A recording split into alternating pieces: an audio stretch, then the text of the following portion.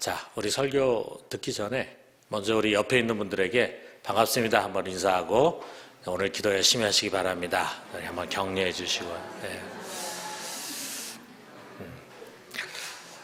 자, 우리가 지난 시간에 다윗에 대한 서론을 얘기할 때 이 다윗의 이야기는 어느 누구보다도 많은 스토리를 갖고 있다 그랬어요.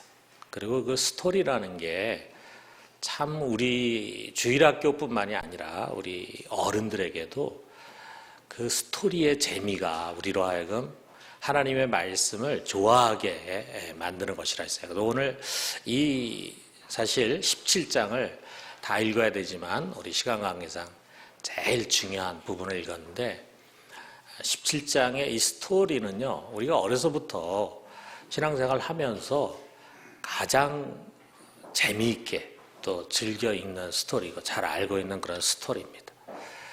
그래서 이 스토리를 우리가 먼저 돌아보고 그 다음에 거기서 우리가 얻을 수 있는 교훈이 뭔가를 우리가 한번 살펴보면 좋겠어요. 자, 먼저 우리가 스토리를 얘기하기 전에 자, 오늘 이 스토리와 관련해서 우리가 한번 생각해 보면요, 여러분이나 저나 이 살아가다 보면은 종종 생각지 못한 굉장히 큰 어려움에 부딪힐 때가 있습니다.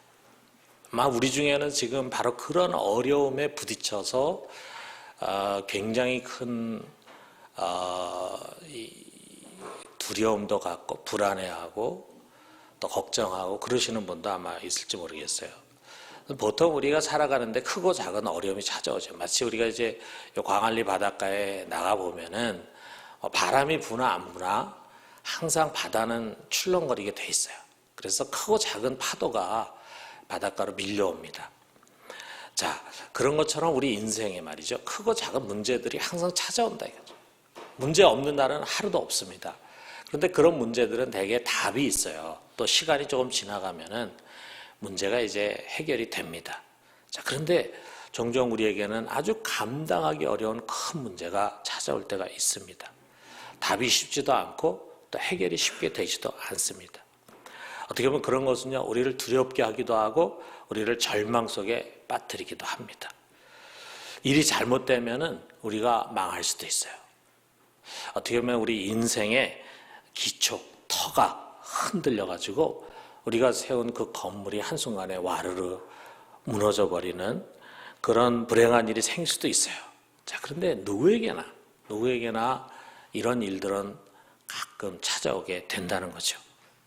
바로 그때 여러분, 그때 우리 속에 숨겨졌던 믿음의 실체가 드러나게 돼 있습니다. 자, 여러분, 이게 밝은 대낮에는 회중 전등이 밝은지 희미한지 꺼져 있는지 켜 있는지를 우리가 잘 모를 수가 있어요. 그런데 깜깜한 밤이 되면은 비로소 회중 전등의 실체가 드러납니다. 아주 밝게 비출 수도 있고 건전지가 거의 다 해가지고 불빛이 희미해질 수도 있고 그리고 아예 꺼져 있을 수도 있어요. 자, 어둠이 되니까 비로소 전등의 빛을 보는 것처럼 큰 어려움이 올 때 평상시에는 우리가 잘 몰랐던 그 믿음의 실체를 보게 되는 거예요. 과연 하나님을 의지하는 믿음을 가진 사람인지 아니면은 그냥 세상을 의지하던 엉터리 신앙인인지 이것이 밝혀진다. 자, 여러분, 여기 지금 사울과 그의 군대를 한번 보세요. 그들은 지금까지 크고 작은 파도만을 헤치고 왔어요. 처음에 사울이 왕이 된 다음에 암몬이 쳐들어왔을 때 그들을 물리쳤죠. 승리했습니다. 그리고 아말렉과의 전쟁에서도 승리했죠. 그리고 여기 블레셋과는 때로 이길 때도 있고 질 때도 있고 진퇴양난을 거듭했어요. 자, 그런 가운데는 그들이 뭔가 알게 모르게 자신감이 있었어요. 이길 때는 대단한 것 같았어요. 자신들이 믿음의 군사인 것 같았습니다. 자, 그런데 지금 그런 아마추어 파도가 아니에요. 아주 거대한 폭풍이 그들 앞에 서 있습니다. 이길 만한 대적이 아니에요. 어떤 면에서 보면 필패, 반드시 질 수밖에 없다라고 생각되는 무시무시한 대적이 그 앞에 서 있는데 그가 바로 골리앗이에요. 골리앗. 자, 이렇게 4절에서 7절을 보면은요, 이 골리앗이 어떤 사람인가 나오는데 우리가 여기에 나와 있는 도량령을 현대로 이렇게 바꿔서 환산하면 이 사람의 키가 3m 정도 돼요. 지금 여러분 우리가 2m 정도만 돼도 농구선수 해라, 운동선수 해라 이렇게 권할 만큼 굉장히 큰 키잖아요. 그런데 3m예요, 3m. 그리고 이 사람이 지금 뭐 그 당시 몸무게는 안 재서 몸무게는 안 나오지만 지금 이 사람이 입고 있는 갑옷의 무게가 노스로 해가지고 약 57kg예요. 57kg 되는 옷을 입고 전쟁터에 나올 정도면 이 사람은 정말 어쩌면 한 200kg 정도 나가는 그런 거구일지도 모르겠죠. 그 다음에 이 사람이 갖고 있는 무기가 이 창인데 그 창 끝에 달려있는 그 쇠가 있잖아요. 철이 있잖아요. 그게 약 7kg 정도 되는 철이에요. 자, 그리고도 부족해서 방패를 든 사람을, 무기를 방패를 든 사람 자기 앞에 세워가지고 그래서 자기의 화살이라든지 창이 날라오는 것을 막습니다. 그럼 난공불락이죠. 자, 3m 거인에 57kg 되는 갑옷을 입고 있으니까 뭐 어디에 활을 쏘건 어디에 창을 던지건 이 사람 뚫고 들어갈 수가 없는 거죠. 자, 그리고 7kg나 되는 창날을 들고 그야말로 자르는 배틀제 같은 그런 창을 들고 서 있는 이 거구, 이 사람의 모습을 한번 연상해 보십시오. 이 사람은 정말 완벽한 방어 체제를 갖고 있죠. 동시에 육중하고 날카로운 창을 휘둘러대는 육척 장신이죠. 그러면서 이스라엘을 향해서 자신의 도전에 응할 수 있는 사람은 나오라고 지금 막 소리를 지르고 있습니다. 자, 이 골리앗 앞에 이스라엘의 모습이 어떤가? 자, 우리 성경에 이렇게 두 개의 구절이 이들의 모습을 단순하게 설명하는데 11절에 보니까 사울과 온 이스라엘이 블레셋 사람의 이 말을 듣고 놀라 크게 두려워하니라. 사울 왕도 두려워하고 온 이스라엘이 두려워합니다. 24절에 보니까 이스라엘 모든 사람이 그 사람 보고 심히 두려워하여 그 앞에서 도망하며 그랬어요. 우리가 그 당시에 이스라엘 진지의 그 분위기를 보면은 그 속에 불안, 두려움, 낙담, 자포자기 그래가지고 슬그머니 주랭랑을 치는 군인도 있었다 이거예요. 그러니까 이 군대 사기가 말이 아니었겠죠. 전쟁의 결과는 뻔합니다. 이스라엘은 그야말로 풍전등화 같은 위기를 맞이하는 거죠. 만약에 여기서 어떤 사람이 그냥 나름대로 용기를 가지고 나가지고 거기서 만약에 싸워서 지면은 우리 나중에 다윗이 골리앗을 죽였을 때 블레셋이 도망가잖아요. 자기 장수가 죽는 걸 보고 똑같은 일이 일어나는 거예요. 이스라엘 장수 하나가 나가서 싸웠는데 거기서 몇 차례 싸움도 못하고 죽어버리면은 이스라엘 도망하는 거고 그럼 블레셋이 쫓아와가지고 이스라엘 도륙하는 거죠. 옛날 전쟁이 그런 식이잖아요. 먼저 장수들이 앞에 나와가지고 싸워가지고 거기서 지면은 이제 지는 겁니다. 자, 그러니까 사울 왕이 다급해져가지고 아주 큰 조건을 군인들에게 제시하는 거예요. 만약에 너희 중에 누구든지 이 골리앗 앞에 나가서 싸워서 이기면은 많은 재물로 부자 되게 해주겠다. 그리고 내 딸을 줘가지고 왕의 사위로 삼겠다. 그리고 그 아비의 집은 전부 세금을 면제해 주겠다. 뭐 이런 큰 조건을 내놨어요. 그런데 그야말로 이 이스라엘 군인들 앞에는 이거는 화중지병이라. 이 그림의 떡이죠. 아니 죽을 게 뻔한데 나가면 죽을 게 뻔한데 뭐 부자가 되고 왕의 사위가 되고 세금 면제받고 이게 무슨 소용이 있는가 생각하지 않겠어요? 그러니까 아무도 안 나오는 거죠. 자, 그런데 그때 드디어 우리의 주인공이 나타납니다. 아버지 이새의 심부름으로 지금 전쟁터에 3명의 형이 나가 있는데 그들에게 먹을 양식을 갖다 주고 또 그들을 지휘하고 있는 천부장에게 또 먹을 것을 갖다 주라고 하는 아버지의 심부름을 받잡고 이제 이 전쟁터로 자기 종을 데리고 온 거예요. 와가지고 거기에 있는 이제 형들을 만나가지고 막 이런저런 얘기를 하고 인사하고 이렇게 했겠죠. 그렇게 얘기하고 있는 사이에 이 골리앗이 또 나와가지고 큰 소리로 이제 싸움할 자를 이제 청하는 것이요. 그러면서 이제 안 나오니까 이 골리앗이 온갖 모욕적인 언사를 가지고 이스라엘 군대를 조롱합니다. 자, 그런 이야기를 다윗이 듣게 된 거예요. 그 말을 들을 때 다른 사람들은 다 무서워가지고 움츠리는데 이 어린 다윗 속에는 분노가 일어나기 시작했어요. 이 성경에 보니까 아니 이 할례 받지 않는 블레셋 놈이 뭔데 살아계신 하나님의 군대를 모욕하는 겁니까? 그런데 왜 아무도 나서지 않는 겁니까? 아마 거기에 있는 어른들에게 막 이렇게 얘기했죠. 이렇게 얘기할 때 아마 옆에서 듣고 있는 사람들은 참 이 세상 물정 모르는 철없는 꼬맹이다 막 이렇게 생각했겠죠. 그러면서 누군가 이렇게 대꾸했어요. 글쎄 싸움에 나가서 저 골리앗을 죽이면은 사울왕이 이러한 대우를 해준다고 하는데 저런 용사와 싸울 사람이 누가 있겠나? 막 이렇게 얘기했겠죠. 그랬을 때 다윗은 아마도 이렇게 얘기했을 것입니다. 아무도 없다고요? 아 그럼 나라도 나가서 싸우죠 뭐 이렇게 얘기했을 거예요. 그런 얘기를 하는 사람이 여기 누가 있습니까? 아무도 없어요. 근데 자꾸 얘가 이런 얘기를 하니까 이제 그 이야기가 다윗 왕의 귀에까지 들어갔습니다. 그래서 다윗 왕이 그 누구냐 데려와라 해가지고 다윗 왕 앞에 섰어요. 그랬을 때 다윗이 그 사울 앞에서 이렇게 말합니다. 32절에 보니까 그로 말미암아 사람이 낙담하지 말 것이라 주의 종이 가서 저 블레셋 사람과 싸우리다. 야, 조그만 소년이 당차게 얘기하는 거야.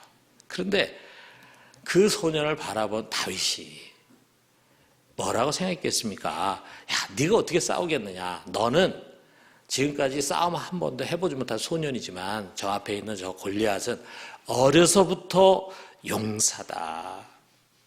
너보다 지금 3배나 더 큰 육적 장신이다. 이놈아, 네가 나가서 어떻게 싸우겠느냐? 하고 만류를 했습니다. 자, 그랬을 때 다윗이 제가 무조건 나가 싸우겠습니다. 그러질 않고 자기의 과거의 무용담을 얘기하는 거예요. 그게 이제 34절에서 37절인데 제가 읽어볼게요. 주의 종이 아버지의 양을 지킬 때 사자나 곰이 와서 양떼에서 새끼를 물어가면 내가 따라가서 그것을 치고 그 입에서 새끼를 건져내었고 그것이 일어나 나를 해하고자 하면 내가 그 수염을 잡고 그것을 쳐 죽였나이다. 주의 종이 사자와 곰도 쳤은즉 살아계시는 하나님의 군대를 모욕한 이 할례 받지 않은 블레셋 사람이니까 그가 그 짐승의 하나와 같이 되리이다. 여호와께서 나를 사자의 발톱과 곰의 발톱에서 건져내셨은즉 나를 이 블레셋 사람의 손에서도 건져내시리이다. 일종의 간증이죠. 간증. 예전에 하나님이 나를 이처럼 사자와 곰의 발톱에서 건져내셨다. 그분이 거기서 나를 건져내셨다면 이 블레셋 사람의 손에서 나를 건져내지 않겠느냐 하는 믿음의 고백을 하고 있는 겁니다. 그 얘기를 들었을 때 사울은 반신반의했겠죠. 뭐 어쩌면 잘 믿고 싶지 않았을 거야. 그럼에도 불구하고 상황이 너무 급박하니까 뭐 아이부터 어른까지 시작해가지고 아무도 나와 싸우겠다는 사람이 한 사람도 없는 가운데 지금 얘가 이렇게 나와가지고 싸우겠다고 하니까 그냥 신락 같은 희망을 가지고 여호와가 너와 함께 하시기를 원한다. 이렇게 축복을 하고 이 아이를 전쟁터에 내보냈습니다. 다윗은 어울리지 않는 군복이나 무기를 다 가져가지 않고 그냥 시냇가에 가가지고 매끄러운 돌 5개를 탁 해가지고 이 목자가 매는 주머니가 있어요. 그 주머니에 집어넣습니다. 그리고 손에 물매를 가지고 이제 성큼성큼 골리앗 앞으로 나갔어요. 자, 이 골리앗은 이스라엘 진영에서 아무도 나오지 않아가지고 기다리고 있는데 웬 놈이 나오고 있는데 쬐끄만 소년이 막대기를 들고 나오는 거라. 그러니까 그것을 보면서 이놈들이 나를 무시하고 있구나 이런 생각을 가진 거예요. 그래가지고 막 화가 더 막 났습니다. 그래서 자기 신의 이름으로 다윗을 저주하면서 내가 이놈의 시체를 공중의 새와 들짐승에 내주겠다 하면서 이제 다윗을 향해서 달려옵니다. 그랬을 때 이 골리앗을 향해서 다윗이 뭐라고 소리를 지릅니까? 이게 우리가 아까 읽은 말씀인데 다시 한번 제가 읽어보면은요. 너는 칼과 창과 단창으로 내게 나오거니와 나는 만군의 여호와의 이름 곧 내가 모독하는 이스라엘 군대의 하나님의 이름으로 내게 나가노라.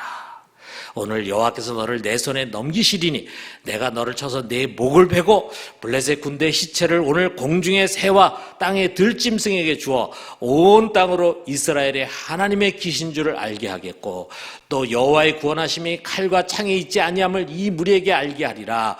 전쟁은 여호와께 속한 것인즉 그가 너희를 우리 손에 넘기시리라. 할렐루야.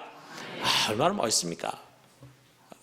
이때 다윗의 나이가 정확하게 몇 살인지 모르지만 아마 10대 정도 되지 않았을까 생각이 되는데 부끄럽습니다. 우리 40대, 50대, 60대 자, 어떻게 이런 믿음의 고백을 할 수 있을까? 이게 하루아침에 생긴 건 아니겠죠.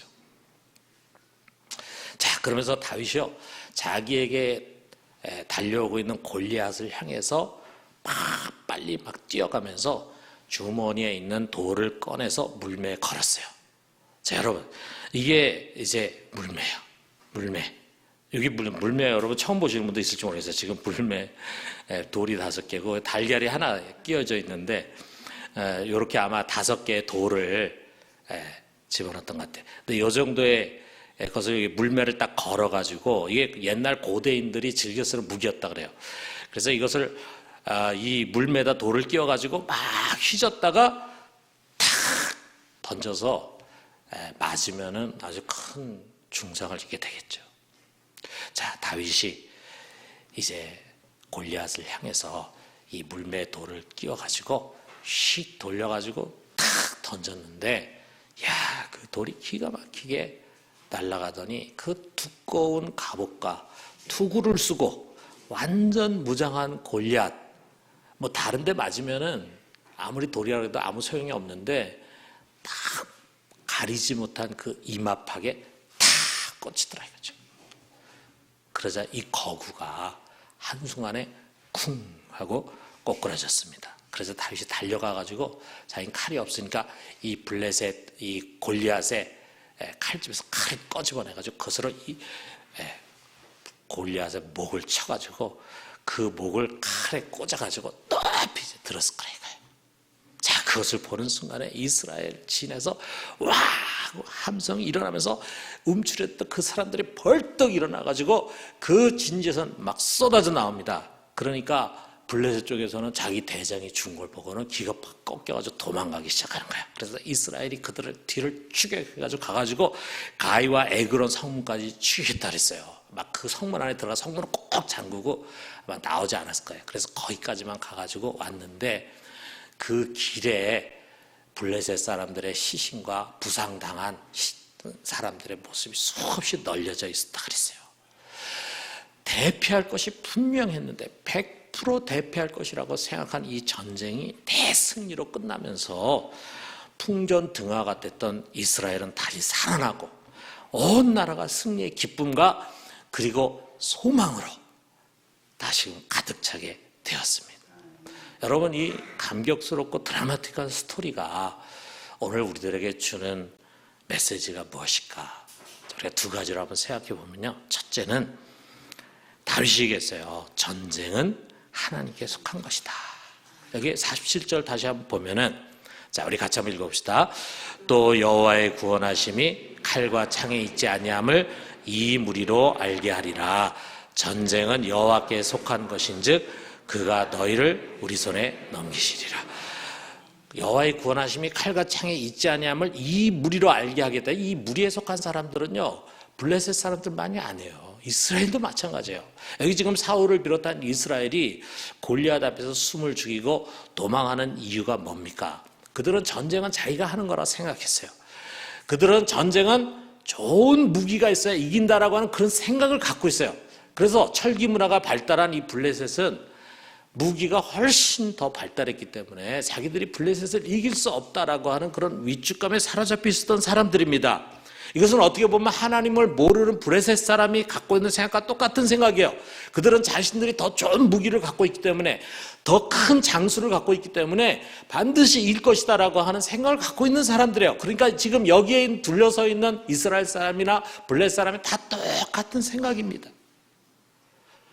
전쟁은 사람이 많으면 이길 수 있고 좋은 무기가 있으면 이길 수 있다라고 하는 생각을 갖는 거예요. 그렇기 때문에 이스라엘은 골리앗 앞에서 두려움을 갖고 뒤로 물러설 수밖에 없었습니다.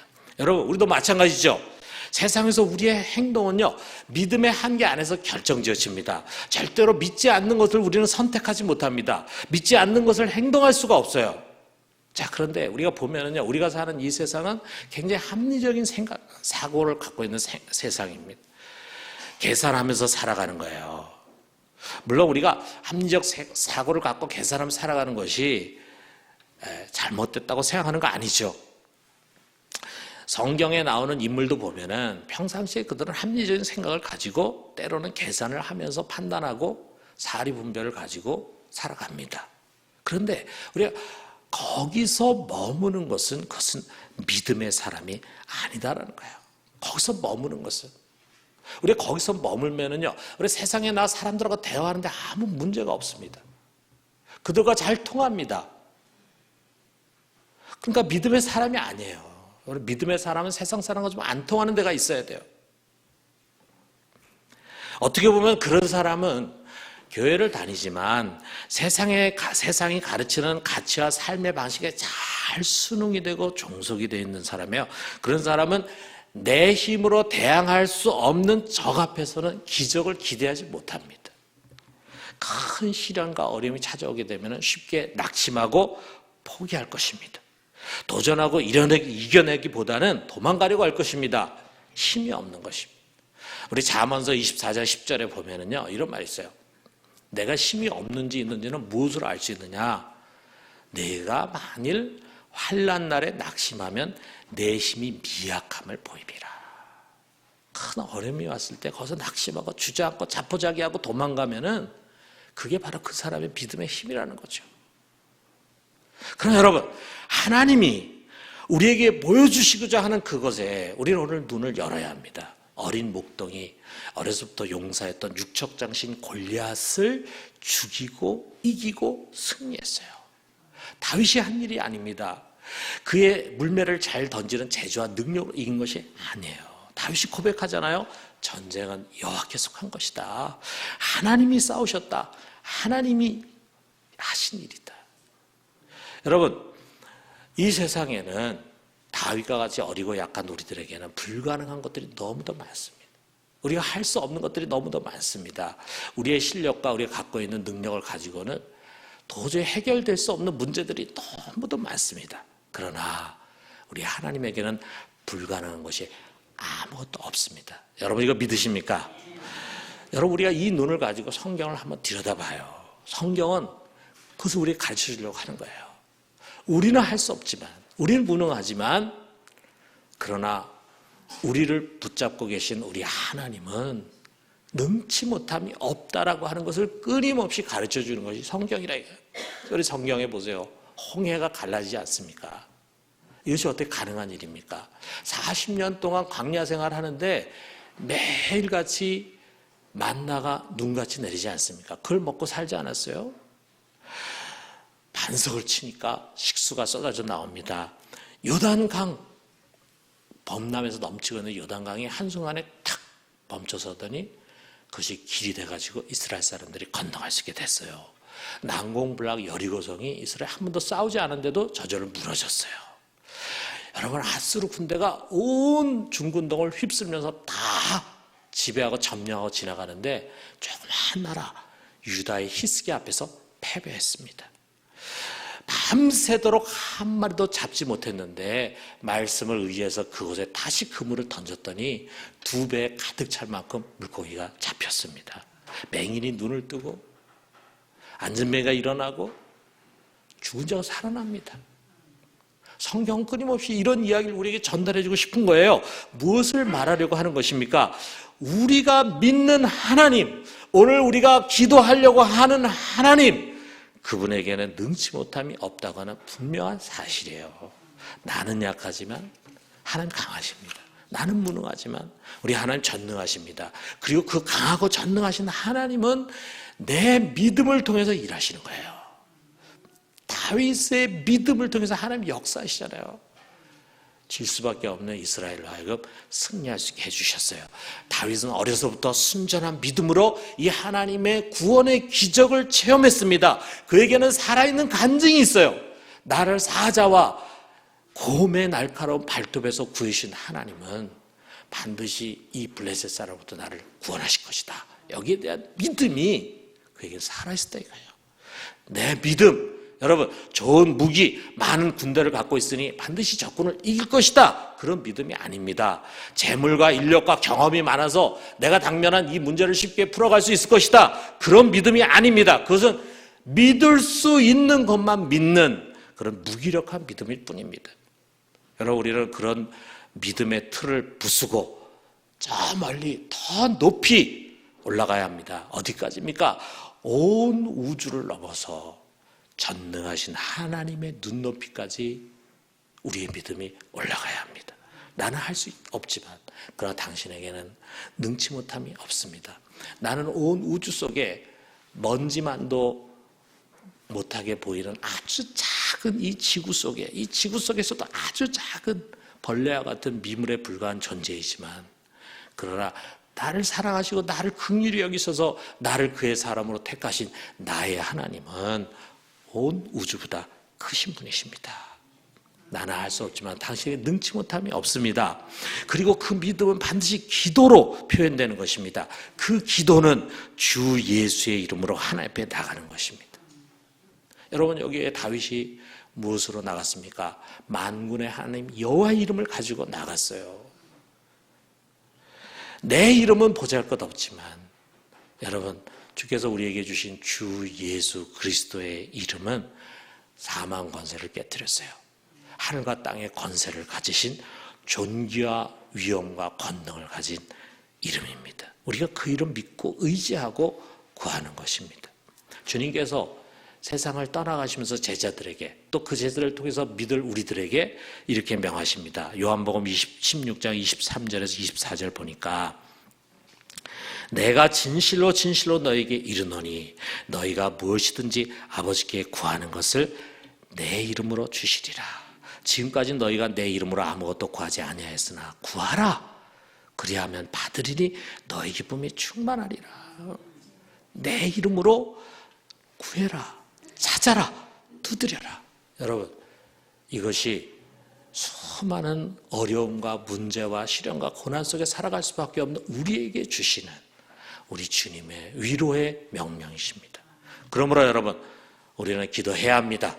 그 이름에 대한 믿음과 신뢰를 가지고 기도해야 합니다. 여러분 믿음의 기도는 역사하는 힘이 있어요. 오늘 여러분 모두가 하나님 앞에 믿음의 기도를 통해서 하나님의 역사를 경험할 수 있기를 바랍니다. 병든 자를 낫게 하고 기적을 보게 할 것입니다. 그 믿음의 기도를 통해서 우리 하나님은 역사하실 것입니다. 그것은 우리를 간증의 사람으로 만들 것입니다. 오늘 밤에 이 믿음의 기도를 들고 여러분 앞에 서 있는 이 육척 장신의 골리앗을 향해서 달려갈 수 있게 되기를 주님의 이름으로 축원합니다. 자, 두 번째로는요, 하나님의 영광을 갈망하는 것이다. 여러분, 다윗이 골리앗을 향해서 목숨을 걸고 달려간 것은요, 자기의 명예와 자기의 이익을 지키기 위해서가 아닙니다.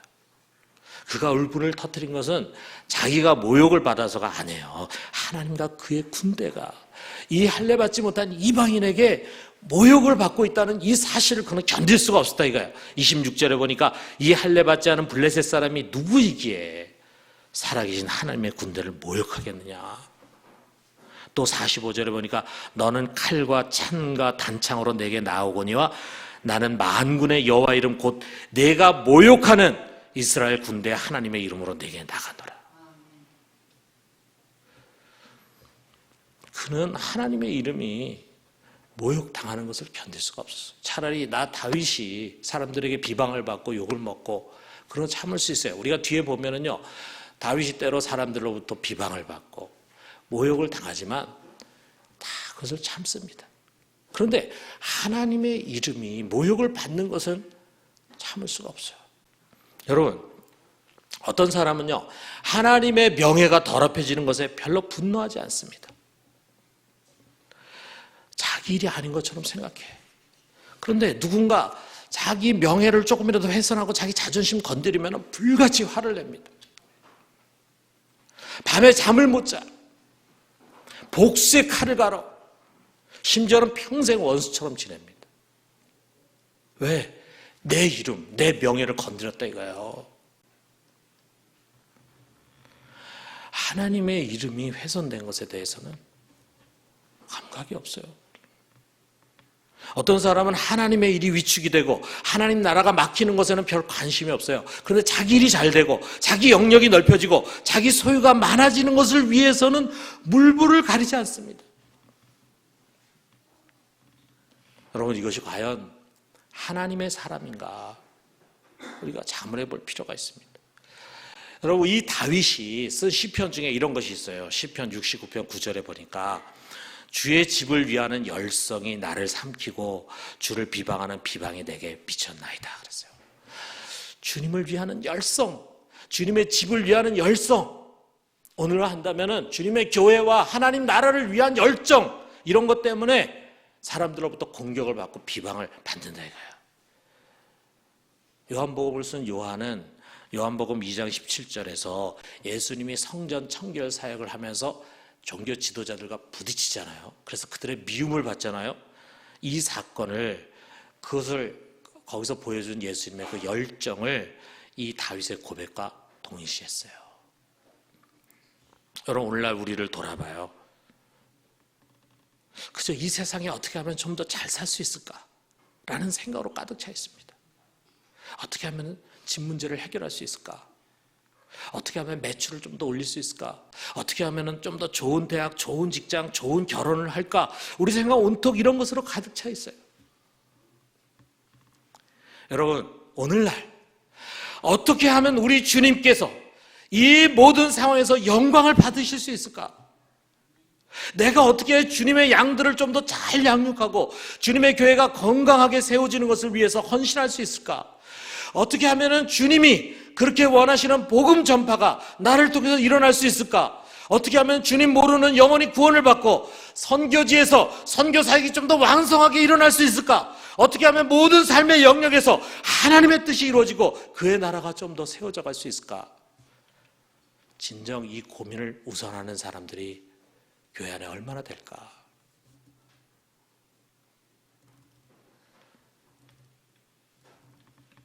머릿속에 고민으로 그치지 않고 모든 어려움과 위험을 무릅쓰고 달려나갈 수 있는 사람이 과연 얼마나 될까? 여러분, 하나님의 이름이 모욕을 받고 있음에 관심이 없이 그저 자기 몸살이고 도망갈 궁리만 하고 있는 그런 군사들로 가득 차 있는 전쟁터에서 홀로 참지 못하고 달려간 다윗, 그 어린 다윗을 여러분 생각합시다. 그에게 이것은 그저 일시적인 충동이 아니었어요. 그는 평생 하나님의 이름의 영광, 그 영광, 그것이 그의 삶의 목표였고 그것이 그의 모든 열정의 동기고 모든 결정과 판단의 이유였다는 사실을 성경이 우리에게 가르쳐주고 있습니다.